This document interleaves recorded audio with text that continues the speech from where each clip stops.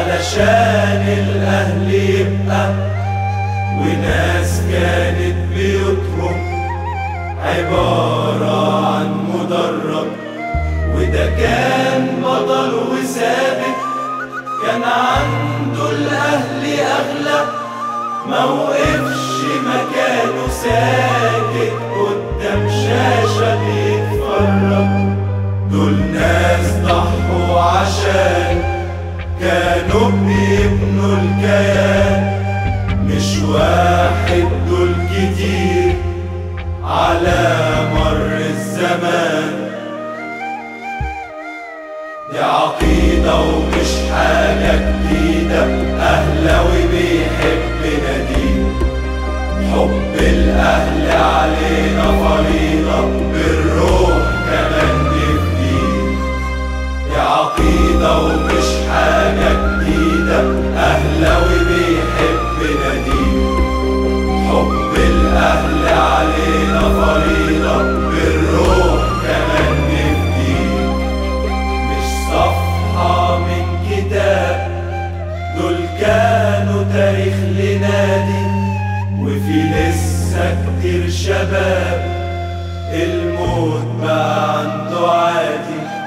دول ناس صورها باقية لسه في مدرجاتنا، وهتبقى في كل ناحية لآخر لحظة في حياتنا. وده كان لسه شباب، وفي ثانية عننا غاب، وبقينا بنقرا فاتحة على روح عبد الوهاب. ان انا اوعد النادي الاهلي بحاجه واخلفها، لان النادي الاهلي عقيده ومش حاجه جديده، اهلاوي بيحب ناديه، حب الاهل علينا فريضه، بالروح كمان نفديه.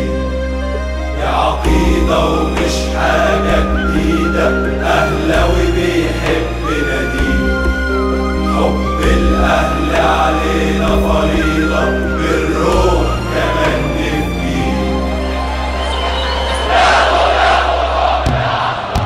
جمهور مرضاش يطاطي لأي تهديدات، وقالوا هيسافروا عادي ويزلزلوا الاستاد. ما همهمش الموت ولا همهم ضغوط، وراه في كل حتة لو حتى سنين تفوت.